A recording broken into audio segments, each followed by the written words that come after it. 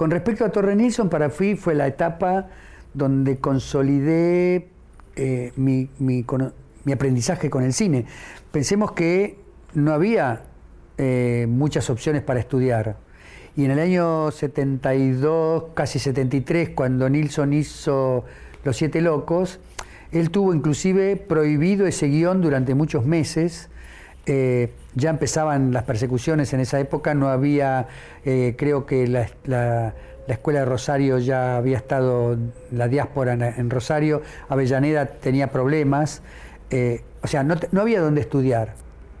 Las únicas dos vertientes eran la suerte de tener la posibilidad de entrar a trabajar en el cine y que alguien, en mi caso fue Aníbal Di Salvo, te dejara o te transmitiera información. Y una gran curiosidad. Yo siempre le digo a los chicos cuando doy clase es que hay que ser como los salmones. Nosotros tenemos que pegar salto contra corriente y lograr llegar allá arriba de la montaña donde está el lago, ¿no? Nadie te va a regalar nada, pero por otro lado, si estás curioso y si sabes complementar, vas a aprender.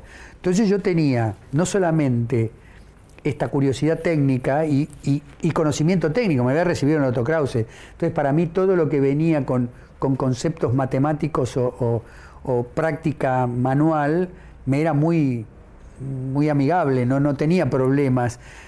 La primera vez que puse un lente entendí perfectamente cómo se pone un lente, entendí cómo funcionaba una cámara. En ese sentido fue rápidamente. Además, me acuerdo que cuando yo debuté en Los Siete Locos, me fui una semana antes a cámara, no era cámara de luces, en ese momento era Cinefilm, y pedí un chasis, y entonces con película ya no virgen, hacía el bucle y 20 veces hasta que lo hacía rápido, ¿no? Aprendí a hacer el cargado del chasis con la tapa abierta y con los ojos abiertos, digamos, viéndolo. Y después cerraba los ojos y trataba de hacer lo mismo con los ojos cerrados. Sí, me acuerdo que Aníbal Di Salvo, bueno, yo era su pollito y en el debut me cuidaba, me vigilaba para que hiciera todo bien. Entonces en un momento dado sale el primer chasis, ¿no? Yo me fui corriendo al camioncito que tenían los Festa, el padre Festa, hijo Festa, que formaban parte del equipo de eléctricos, y en el cuartito oscuro que había, cambié el chasis a la velocidad que había aprendido a hacer y volví. Entonces volví con el chasis, Aníbal me dice, vení, tenés que descargarlo. Ya está, Aníbal, ya lo descargué. ¿Cómo ya lo descargaste? Digo, sí, esto ya es película virgen. Entonces a la semana, los eléctricos y los otros de cámara decían, guarda que viene con el láser, el pibe viene con el láser. Éramos la generación que ves hoy, que yo tengo, me encanta laburar con gente de joven porque tienen un láser, tienen la cabeza abierta y con unas ganas que se mueren. Y a mí me sirvió eso. Yo tenía los mejores actores, veía los mejores encuadres, estaba corriendo en Fórmula 1 con Torre Nilsson.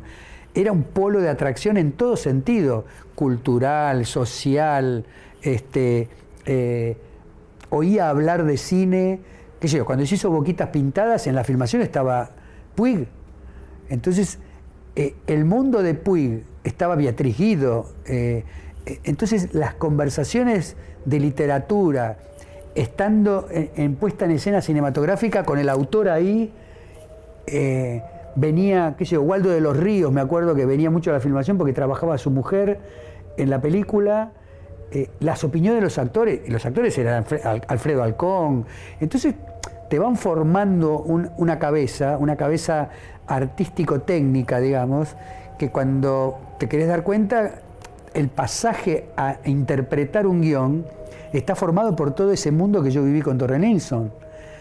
Pensemos que fue desde Siete Locos, Boquitas Pintadas, El Pibe Cabeza, La Guerra del Cerdo. O sea, los autores que están detrás de cada una de esas películas, muchos de ellos estaban ahí. Y se hablaba de esa literatura y se hablaba de cómo se adapta un texto literario al cine. Yo tuve la suerte después de viajar a Cuba con Miñona y estar reunido 3 o 4 veces con García Márquez. Entonces vos escuchás estos tipos que dirigen y estos tipos que escriben y cómo se fusionan. Y bueno, más que agradecimiento, porque yo llegué a la puerta de ser cameraman habiendo pasado por 5 películas de Torre Nilsson, que lamentablemente fueron 5 porque falleció. Yo estaba preparando mi debut como cameraman en Fiebre Amarilla. Y Fiebre Amarilla él ya no la pudo filmar porque falleció, que la hizo después su hijo, Torre. Con respecto a los criterios de luz de Nilsson, mi visión fue primero de segundo de cámara y tímidamente acercándome hacia el foco donde se genera una película, digamos. Casi las 3 primeras películas yo no tenía ni capacidad ni acercamiento para imaginar o escuchar cómo era la relación de Aníbal Di Salvo con Torre Nilsson en cuanto a la preparación de la luz. Yo me acuerdo que en Los Siete Locos apareció Fachelo, por ejemplo, que era su debut, y entonces yo nunca intervine en esa etapa entre cómo se hace con el director de arte, el director y el director de fotografía, eso que va a quedar plasmado. Apenas podía manejar ese mundo, tenía más relación con los actores. Yo me hice bastante amigo de Halcón. Yo le preguntaba muchas cosas, como yo venía de la actuación, al cine había entrado como actor, tenía todavía muchas cosas que preguntar, que me sirvieron mucho. Le preguntaba, por ejemplo, me acuerdo cuando Erdosain se pega el tiro, que en un momento dado yo le pregunté a Halcón, le digo, ¿y en qué pensás cuando tenés que actuar eso? Y se rió y me dijo, ¿viste cuando hace mucho calor, y a la tardecita a alguien se le ocurre regar un jardín, el olor a tierra mojada, caliente?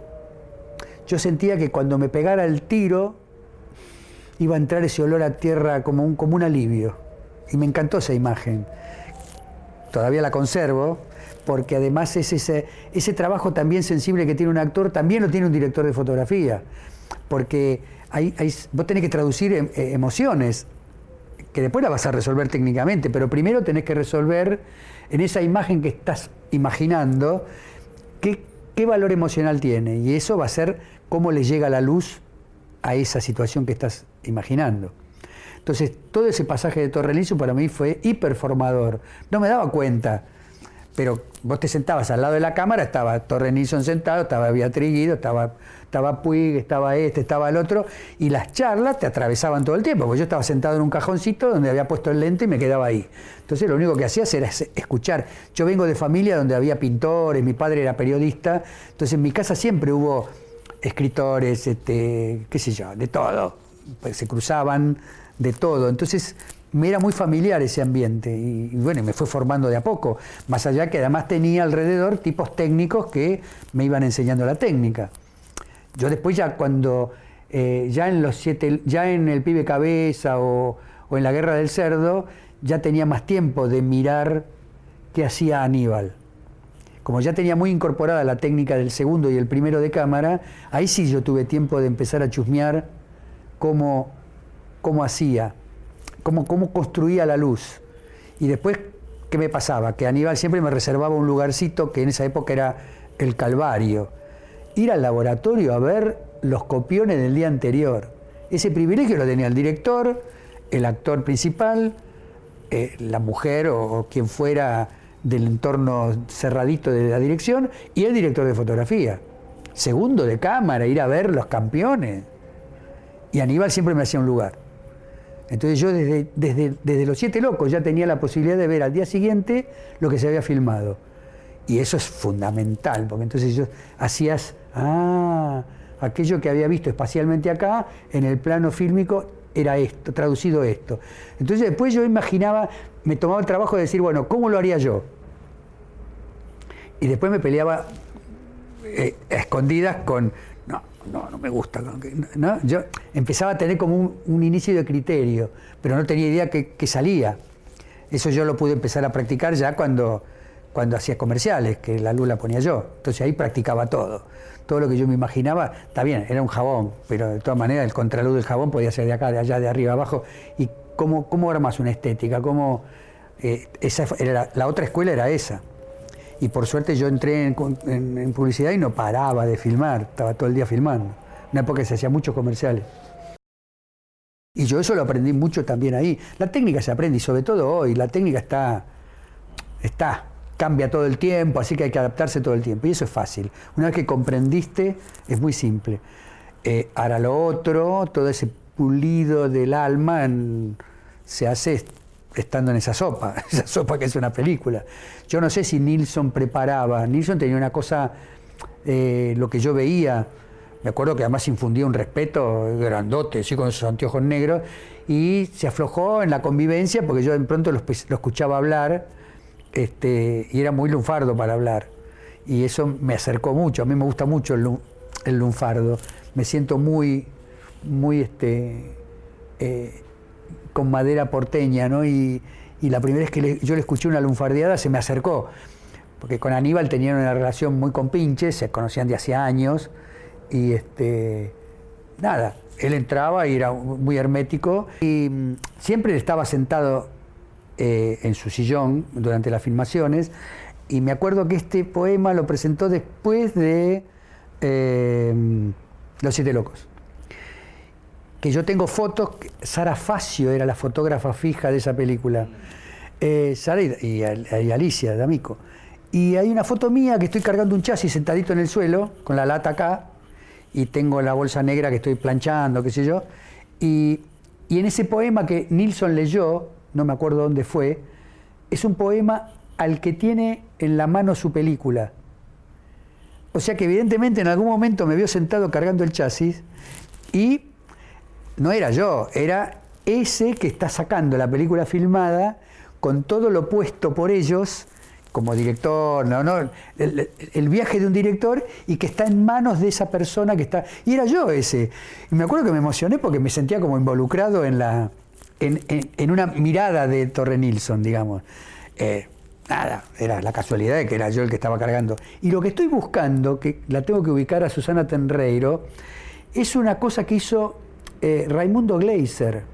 Raimundo Gleiser vino a una filmación de Los Siete Locos y porque yo lo vi eso en función privada, hay un documental de eso, de Torre Nilsson, donde una de las secuencias comienza con un tipo poniendo un lente en la cámara y la cámara sale de ahí hacia Torre Nilsson. Y ese soy yo. Y yo quiero ese pedacito de documental, no lo puedo ubicar ese documental. Que, bueno, es un documental de Raimundo Gleiser sobre Torre Nilsson.